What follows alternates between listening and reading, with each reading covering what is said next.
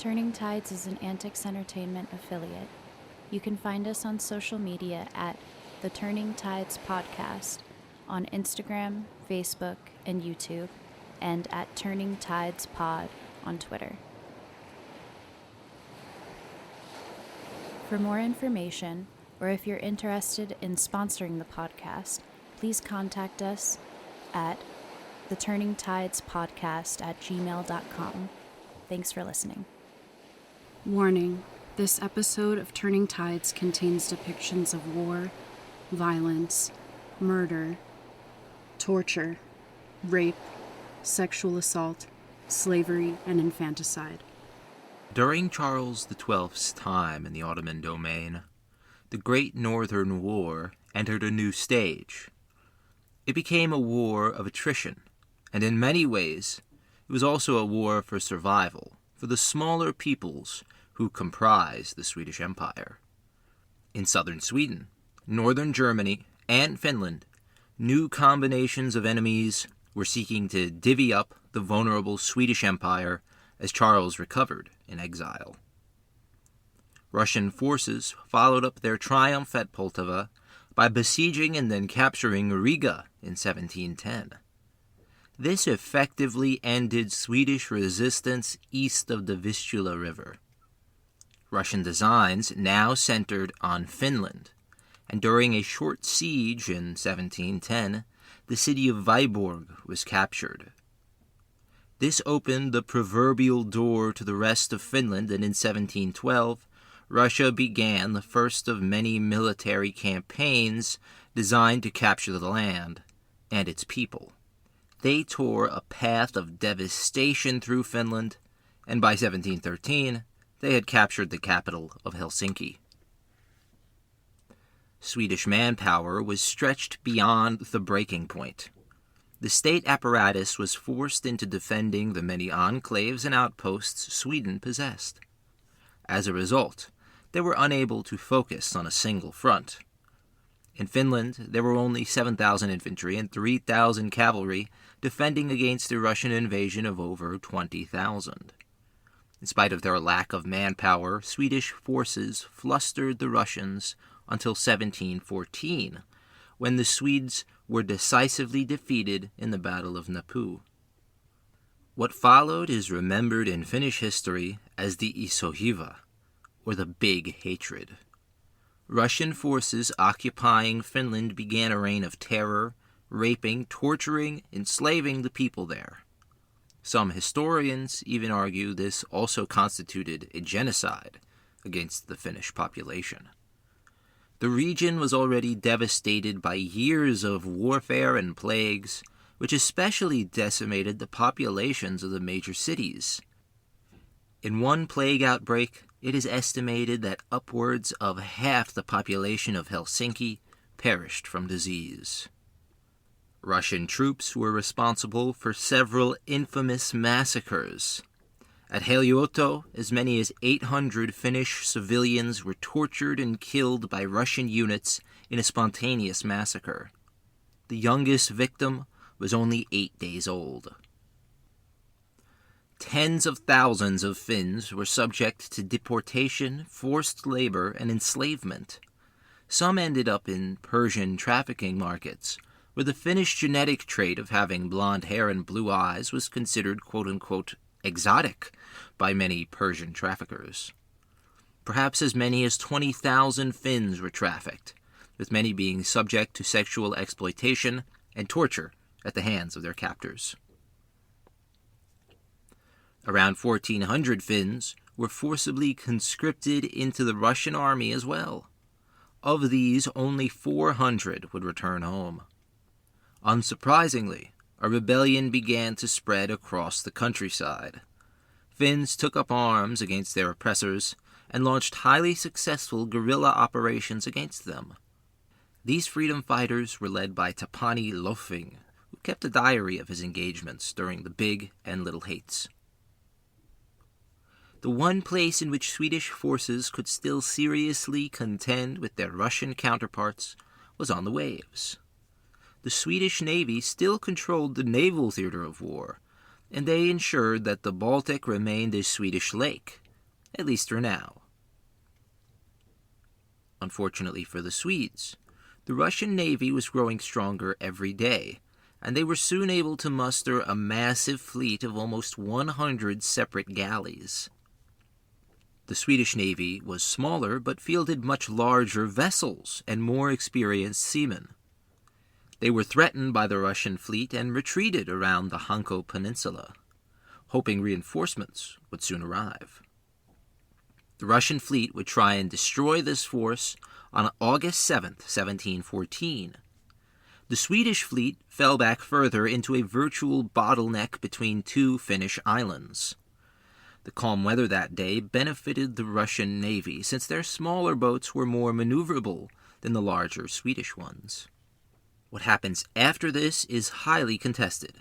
Either the Swedes resisted in a day-long fight, inflicting thousands of casualties upon the Russians, or the Russians launched a single concerted attack on the Swedes and overwhelmed them, while losing relatively few men. It seems the Russian version of events is more likely, since Swedish sources claim they killed more Russians than the number of Russians present for battle. Regardless, the outcome was the same in both tellings of the tale. The Swedish navy, which had hitherto protected Finnish shores, was completely destroyed or captured by the Russians. These captured Swedish vessels, as well as the crews, were paraded through St. Petersburg as proof of Russian naval supremacy. In 1720, the Swedish and Russian navies would come to blows once more around the islands of Åland. Coming to a draw, the two navies retreated following an inconclusive engagement, in which both sides likely lost around the same number of men. The Swedes were once again heavily outnumbered, but this time their firepower was effective against the smaller Russian craft. However, the Russian navy managed to capture several Swedish warships, as well as over 400 sailors. This was the last major naval engagement of the Great Northern War. In southern Sweden, Danish designs were set on Scania, the province lost to them in the Scanian War. They invaded the province, hoping to recapture it. They were opposed by a Swedish army of 14,000. The two forces of similar strength met around Helsingborg. A thick fog covered the Swedish advance, and when it lifted, it was revealed that the Swedes had inadvertently maneuvered themselves into a terrific flanking position. The Danish commander attempted to rectify this situation, but the Danish left was now at risk of being enveloped. The units stationed here began retreating. This opened holes in the Danish battle formations, which Swedish units rapidly exploited. At one point, the Danish commander was wounded, destroying Danish cohesion. The fight rapidly descended into a confused melee in which determined Swedish cavalry charges won the day against Danish resistance. The results were devastating for the Danes. They had lost 5,000 men killed and wounded, as well as another 2,600 prisoners. This was around half of their invading force. The Swedes lost 3,000 men killed and wounded. The Battle of Helsingborg holds the distinction as being the last major battle fought on Swedish soil during the Great Northern War. There would be raids, but the Allies would never again attempt to attack Sweden on their home turf. The Allies largely focused on Sweden's Germanic provinces instead. Starting in 1711, the Swedish fortress of Stralsund was besieged by a massive coalition army of 55,000. The garrison of barely 11,000 resisted for years and continually frustrated the armies of Prussia, Russia, Saxony, and Denmark. They resisted until relief came in the form of a reinforcing Swedish army. This army met a combined force of Saxon, Danish, and Prussian units around Gadebusch. Swedish General Magnus Stenbock roused his men with a short speech in which he said, quote, "Now you see your enemies before you. Do you wish to get at them and show your love for the king and fatherland?" Unquote. His soldiers responded with a resounding "Ja!" They held their fire until they were within 12 paces of the Danish. They proceeded to lay a murderous fire against their foe, and then charged emphatically against the rows and rows of Allied infantry. The Allies were forced to retreat. The battlefield was now in Swedish hands, and the Allied retreat caused havoc amongst their units. By the end of the day, over 6,000 Allies were killed, wounded, or captured, while a similar fate befell 1,600 Swedes. The Battle of Gadsbusch helped secure Pomerania for the Swedes, but their hold on northern Germany proved to be only temporary. Stenbock and his army were pursued by a much larger force all throughout the region until they were finally cornered in the fortress of Tonning. They were besieged here by a Russian army of 36,000. It was the first recorded instance of Russian military intervention in central Germany.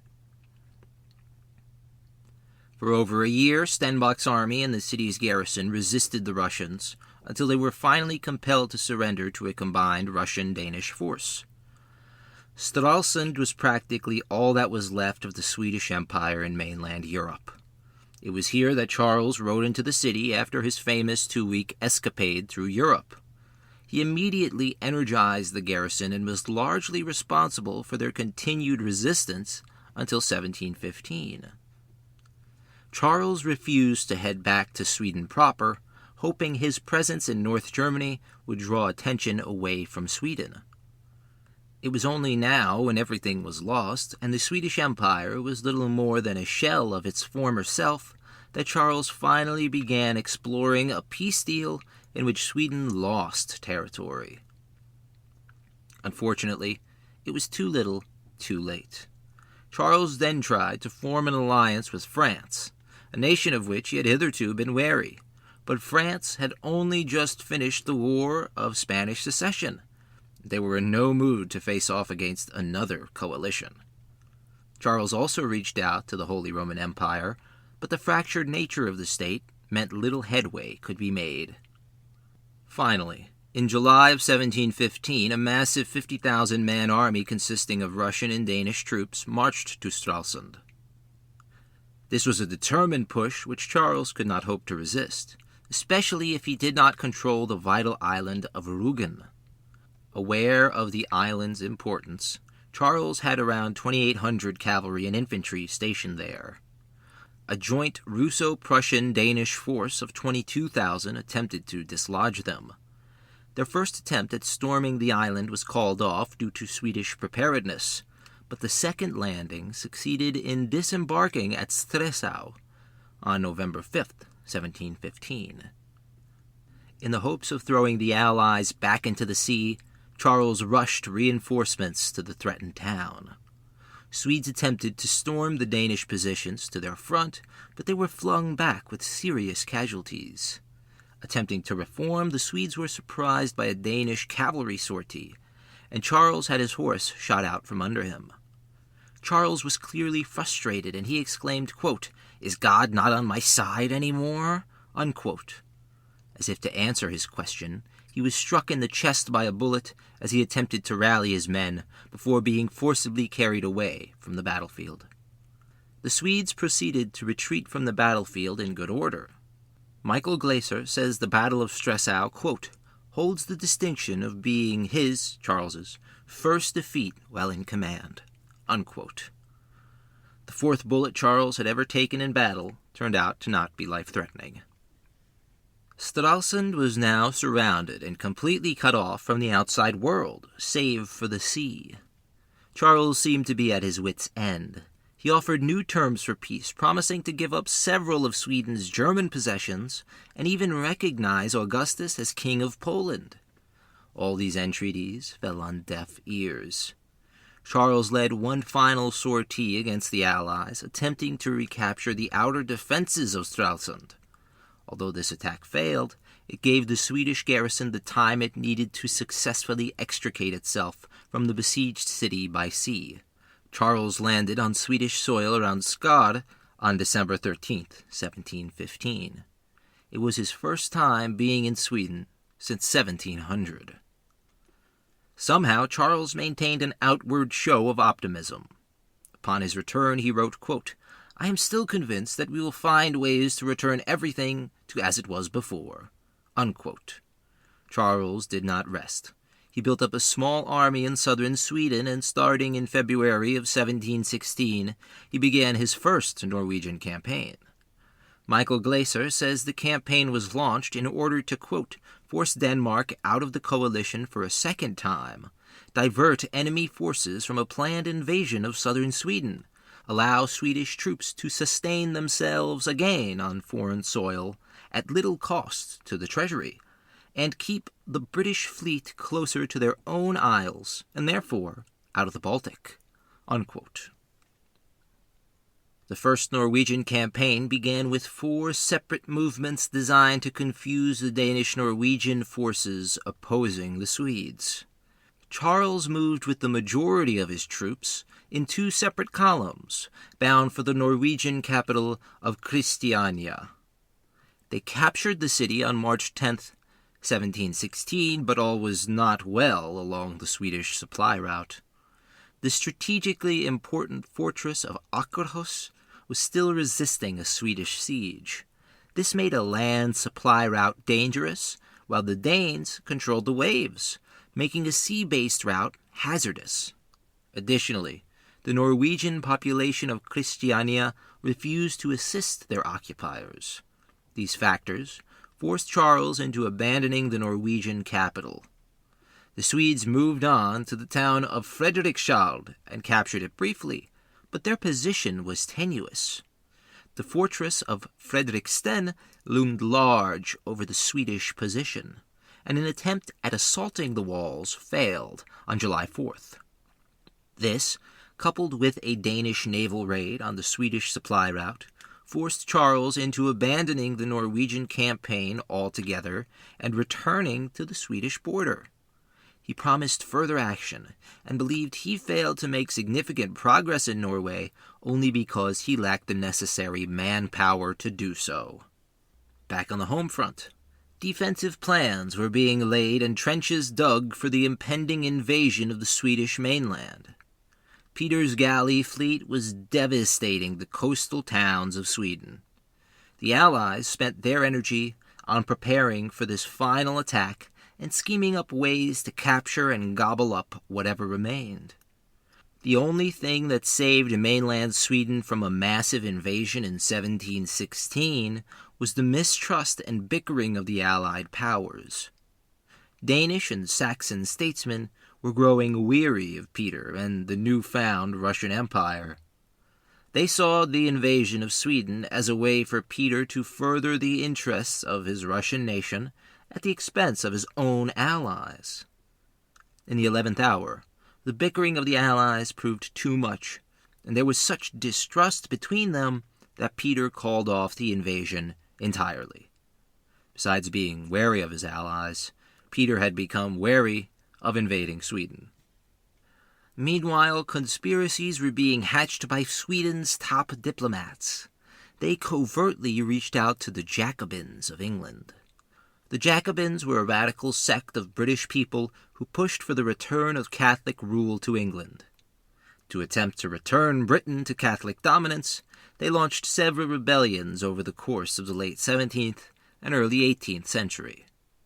Baron Kortz, one of Sweden's chief diplomats, was one of the main people pushing for Jacobin support, and it seems likely that Charles was aware of his administrator's duplicity, although the king's involvement was cursory at best. Kortz enjoyed the confidence of the king, but he had no love from the people, nor from fellow politicians who saw his meteoric rise as a threat to their positions. He strictly enforced taxation, which was already high, and this gained him many enemies amongst the common man. Moreover, his anti-British conspiracy alienated him in the courts of Hanover and London. Many British pressmen and propagandists began sending out pamphlets degrading the king and attempting to ruin his reputation. In the short amount of downtime between his 2 Norwegian campaigns, Charles and his army resided in Lund, the site of his father's famous battle. In the nearby college, Charles studied arithmetic and philosophy. He also gave his blessing to his sister Ulrica Eleonora to marry Frederick of Hesse-Kassel, while continuously dodging questions about his own future and possible marriage options. 1717 passed with no major land engagements, and the same was true for the first half of 1718. This time was spent drilling and initiating new soldiers into the army. From the hollowed-out shell of an army which existed when Charles returned to Sweden, he now had a force 65,000 strong. They were dispersed across Swedish territory, with many being sent north to guard the Finnish frontier. Finally, Minister Gortz managed to negotiate a major prisoner swap with the Russians. In return for Russian officers, held captive since Narva, officers like Reinskjold were welcomed back into the Swedish fold. One man who was not included in the prisoner exchanged was Lowenhaupt, who Charles blamed for his surrender in Russia. He would die a prisoner of war a year later. Once more, Charles endeavored to subdue Norway, and once more he split his army up to do so. A shift in Swedish tactics was necessary. The war had devastated the population of horses in Sweden, causing 2/3 of his army to be infantry-based. Charles proved once more that he was a master of launching feints and misdirecting the opposition. His progress through Norway was rapid. His enemies were caught off guard by the fast movements of several large forces.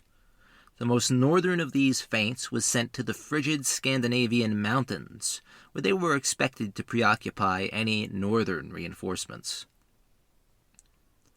In no time at all, Charles was back in front of Fredriksten, the fort which had repelled the Karelians 2 years ago.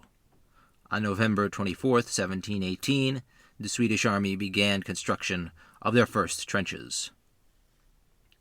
On November 30th, Swedish engineers began prepping a second line of trenches, designed to further encroach upon Danish-Norwegian positions. The fort was already suffering from lack of supply, and a paltry garrison of only 1,400 defended it. Michael Glaeser says, quote, "Positive projections estimated the fall of the fortress in a week's time." At 6 p.m., Charles was in the trenches with his men, while this quote-unquote new trench was being constructed. Charles got up on the original line of trenches, his arms holding up the rest of his body. This exposed the head and shoulders of Charles to incoming enemy fire, but this had never bothered him before. He always insisted on being present during construction of dangerous trench lines like this, in which dozens of casualties had already been reported. Charles felt his presence inspired his men and helped them work more efficiently. Being the start of winter, the sun was already down, and the moonlight was blocked by cloud coverage. For several hours, Charles sat and watched the construction of the new trench line, using his elbows to prop up his chin. He was asked repeatedly by officers present to get down, but each entreaty was met with a dismissive wave of his hand and the words, quote, "Do not be afraid," unquote. Around 9 o'clock, a projectile passed through the side of his head and killed him instantly. His foot slipped from the footholds he had made along the trench, while the front of his body fell limp over the parapet. Cries of "Lord Jesus, the king is shot," unquote, reverberated amongst the officers as the king's body was hastily taken down and his bullet wound discovered. Contrary to romantic descriptions, the death of Charles was kept secret, with Swedish high command insisting the trench where the king died be sealed off. Stretcher-bearers took the king's body, his face hidden from view, to Swedish headquarters. The uneven roads caused the men carrying the king to fall. Charles's body rolled unceremoniously off the stretcher, revealing to those around who had died. As word spread around the camp, a wooden coffin was hastily constructed and used to transport the king's body to his personal physician, who embalmed the king and prepared his body for a royal funeral. On February 26, 1719, Charles XII was solemnly laid to rest in a black marble sarcophagus. His tomb was fittingly placed across from the tomb of Gustav II Adolf, Sweden's other warrior king. Charles was dead at 36. He holds the distinction of being the last European monarch to die in battle. Almost immediately, questions began to arise about the king's death. Was he really killed by an enemy projectile? Or was the king killed by his own people? This debate, as well as a debate surrounding the type of projectile which killed the king, has been raging since his royal burial. Speculation surrounding the nature of the king's death was further fueled by autopsies carried out by the Swedish state. There is a surprising amount of evidence in support of these two theories, both in the form of witness testimony and physical data. As far as the officers who stood beside the king when he died were concerned, the shot was fired by the enemy, and none of them considered foul play as the cause of the king's death. Another bystander considered the hole in the king's head to be, quote, too large, unquote, to have been made by a, quote-unquote, normal bullet. He believed canister or grape shot fired from an enemy cannon killed the king. This argument is further bolstered by X-rays done on the king's remains in 1917. These X-rays showed lead was still in the king's foot from the wound he received prior to Poltava. However, no lead was discovered inside the king's head. Unfortunately, these answers lead to more questions. Those who support the theory that the king's own men killed him claim this evidence points to the use of a special quote-unquote jacketed bullet, which would have left no lead upon its entrance or exit through the skull. However, it's important to stress that the lead could have been skillfully removed by the royal Swedish surgeon. In addition to medical evidence supporting this theory, there are two separate damning confessions, both made by Swedes. These admissions were made by the adjutant to the future Swedish King Frederick, as well as Karl Kronstad, the head of the Swedish artillery, who was hitherto a decorated and respected officer. Both men admitted to their role in killing Charles while they were experiencing bouts of illness and fever, so many speculate these confessions hold little merit. But Kronstad's confession seemed genuine enough to convince historians like Karl Nordling, who points out that Kronstad was closely associated with Frederick and the Hesse-Kassel faction at court. If true, these admissions point to a large-scale conspiracy within Sweden. In the aftermath of the king's death, several things occurred in rapid succession.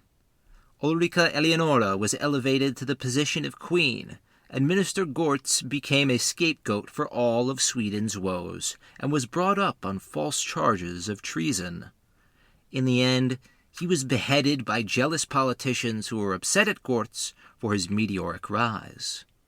Finally, the Second Norwegian Campaign was cancelled. In the far north of the Swedish-Norway frontier, Swedish forces who were stationed there began what is remembered as the Karelian Death March. Thousands of Swedes and Finns were hopelessly lost in the mountains when a massive blizzard struck, further disorienting them. On the first night of their march, 200 men froze to death. Over the course of the next week, a further 3,000 men froze in place. Arriving in a small village on the night of January 4th into the 5th, they found a modicum of relief, but even here, 600 died. They traveled further into the whiteout towards Dovid, where another 700 men froze. Only 2,100 Swedes survived the march, and of these, over 600 were crippled for life.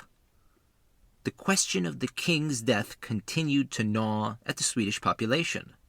This controversy led to repeated openings of the king's tomb. In 1746, 1859, and finally, in 1917, the remains of Charles were examined by Swedish scientists and doctors. The first autopsy seemed to confirm the homicide theory. The 1859 autopsy muddied the waters and leaned more in favor of death at the hands of the enemy. The final autopsy utilized newer technology and threw a monkey wrench into the homicide theory. This autopsy concluded that the shot had to have come from the left, which was the direction in which the enemy fort was positioned. Furthermore, the autopsy indicated that the shot had to come from a slight elevation, further pointing toward the king being killed by the enemy as opposed to his own men. Finally, the debate as to the sort of weapon which killed Charles is as heated as the debate over who fired the trigger. It is largely agreed that a pistol could not have fired the round. This was due to the short range pistols had during the era. This left a musket ball, a jacketed bullet, or canister/grape shot as likely candidates. In the 1940s, the strangest theory of them all came from Albert Sandcliffe. He postulated that Charles was killed by a bullet fashioned from a button which once belonged to him. It was further postulated that this was done because there was a serious belief that Charles could not die from being hit by a quote-unquote normal bullet. This theory is largely dismissed, but it cannot be completely discounted. Both of these debates lend credence to the conclusion drawn by historian Michael Roberts when he says, quote, "It is best that historians leave the theorizing alone. It is simply not worth the time," unquote. Although the death of Charles was tragic for Sweden at the time, his living was probably the only thing which stood between Sweden and peace. He was probably one of the few people left in Sweden who wanted to continue the war, and if he had succeeded in Norway, Michael Glaeser says, quote, "It is likely Charles would have returned to mainland Europe," unquote. The death of Charles and Gortz also repaired the damaged relations between Sweden and Great Britain.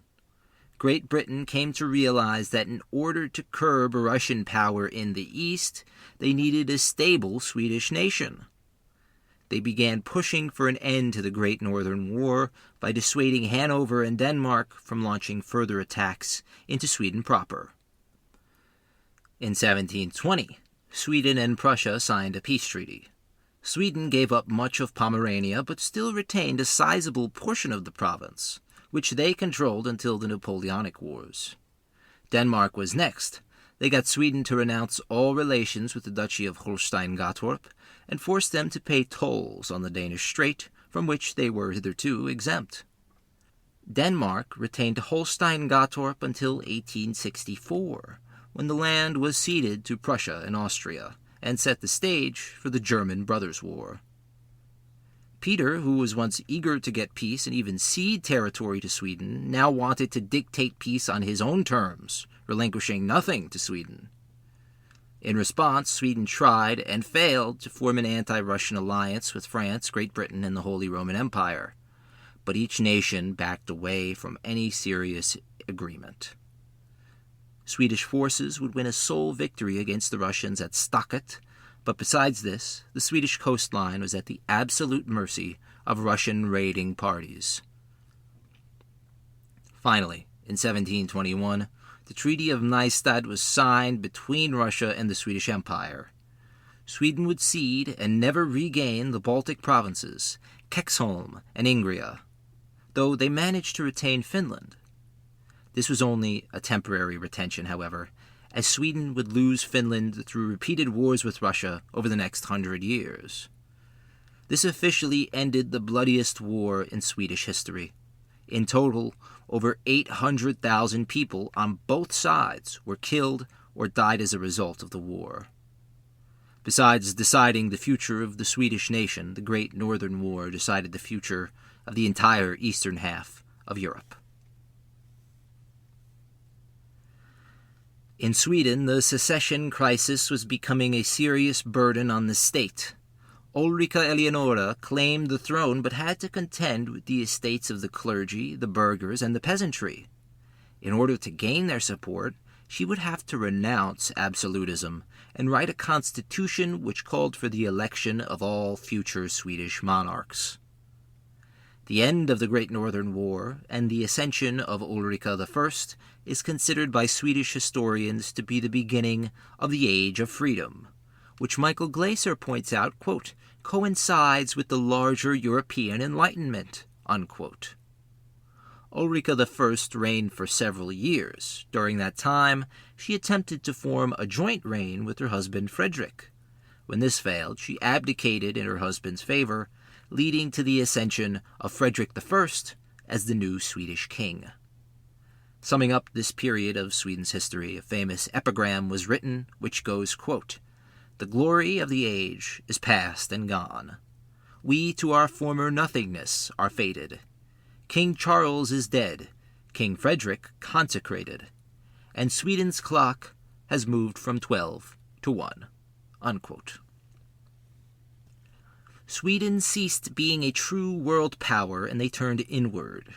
Instead of focusing on military expansion and foreign dragons to slay, Sweden focused on the rights of their people and the progress of their country.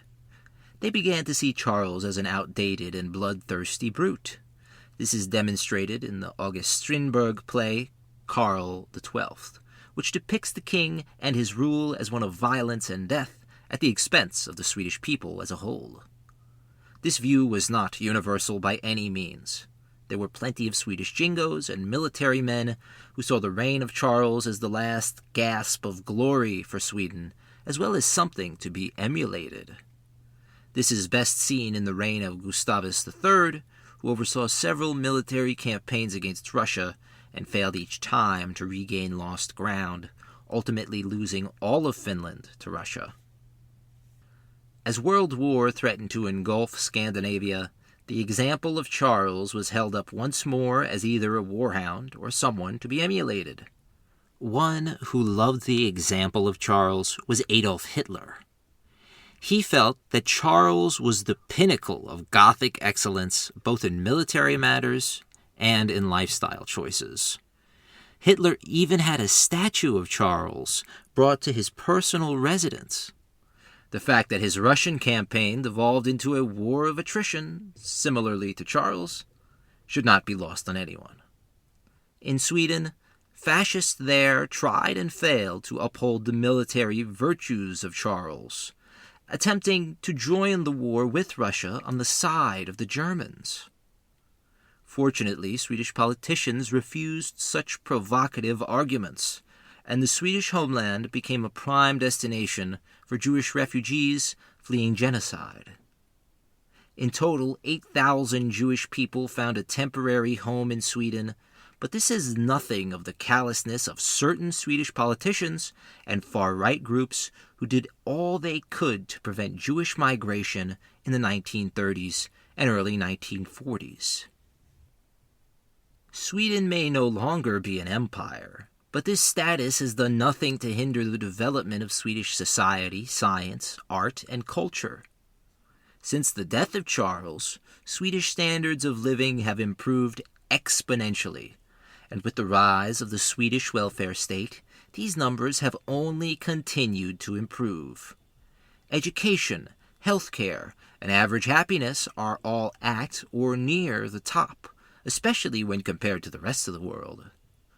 Sweden has proved that the way forward does not lay in military expansion nor the strangulation of the rights of those deemed quote-unquote different.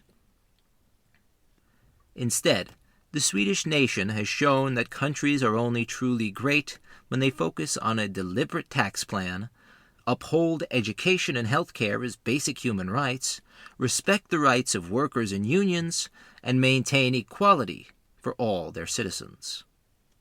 In Russia, Peter I was busy searching for new quote-unquote traitors to torture, and he did not have to search for long. He sent a letter to his son which essentially told him to shape up or he would be removed as heir. Upon receiving this letter, Peter's son Alexei fled the country rather than adjust his attitude. In truth, he wanted nothing to do with being Russian sovereign and never had the stomach for it.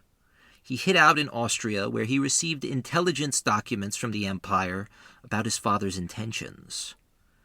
While these documents contain seemingly innocuous information, these letters, as well as incriminating documents found upon Alexei's lover, would provoke Peter to take vengeance on his own child. He had his son tortured before his very eyes and demanded to know why he was working with foreign countries and what plot he had laid with his mother, Eudoxia. Alexei received 40 lashes from a cat-o'-nine tails, and the internal damage resulted in his death later that day. Eudoxia was tracked down. She had fled the convent she was forced to join and was living with another man. The man was broken on the wheel, and before dying, he spit in Peter's face. Peter's life continued, but he suffered from intense bladder problems. He was unable to urinate for days at a time. Later in life, it was discovered that he had massive kidney stones blocking his urethra. They had to be dislodged, and the only way to do so was to shove a needle down Peter's urethra. 2 doctors stood at the Tsar's side, while a third administered the operation. The pain was intense, but Peter did not shout or scream. Instead, Michael W. Simmons says, quote, "He broke the hands of the 2 doctors propping him up," unquote. Following Peter's death, due to similar bladder complications and infection, his wife Catherine ascended as Empress of Russia. She would only be the sovereign for a few years. Paul II, who was a relative of both Peter the Great and Charles XII, would replace her. Charles XII and his exploits fell into legend. Charles the Butcher, the Defender, the Soldier, the Devoted Brother, and King of Sweden. These titles and stories, muddled with inaccuracies, were all that remained of the sovereign of Sweden. He was a man who became a symbol which is remembered in countless portraits and statues, one of the most famous of which is John Peter Molin's bronze rendering of the king. The statue shows a Charles at the height of his powers. His hand is rested upon the hilt of his sword, while his other hand is outstretched and pointing east towards Russia. The recent Swedish decision to join NATO, while being inspired largely by Russia's invasion of Ukraine, was also inspired by centuries of enmity between Sweden and Russia. This decision has the potential to pave the way towards a future conflict between Sweden and Russia. With any hope, and perhaps with God on our side, this conflict will never occur, and the conflicts and genocide already raging in Ukraine, Palestine, Myanmar, Sudan, Lebanon, Mexico, and West Africa will conclude with peace, reparations, and justice. Thank you all so much for listening to this deep dive on the history of the Great Northern War. Learning about history is sometimes frustrating, taxing, and horrible. In some instances, bad actors on either side of a debate will attempt to gloss over the horrors of history for specific reasons. In learning about this conflict, I saw the intense amount of propaganda from all sides, and how that propaganda continues to influence these political entities today. Polish nationalists refuse to recognize Stanislaus I as the quote-unquote true king in their histories. Early Swedish historians greatly exaggerate Russian strength, and Russian chroniclers are deceptive when detailing massacres committed by their troops. If this proves anything, it is that history is truly alive, constantly repeating itself, while people of all different schools of thought rewrite it. Charles is a perfect example of how revisionist history could be dangerous. He's an example of how leaving out the important bits of information can frame anyone in the scope of the writer or viewer while muddling the complete truth. War is forged by men, not godlike figures with superhuman strength, or wit, or depth. And it is almost always brought about by those who feel they have something to prove. The reality is that the human being behind the majestic Carolean outfit, Charles XII, was no different from you or me. And that is sometimes the most difficult pill to swallow. Thank you all so much for listening to this episode in this series of Turning Tides. In the next episode, we begin a new series set in the humid forest and rivers of La Plata in South America. At around the same time as the United States Civil War was winding down, the conflict which would decide the fate of the southern end of the American landmass was just beginning. The small inland republic of Paraguay, led by the dictator Francisco Solano Lopez, would begin a war against Argentina, Brazil, and Uruguay.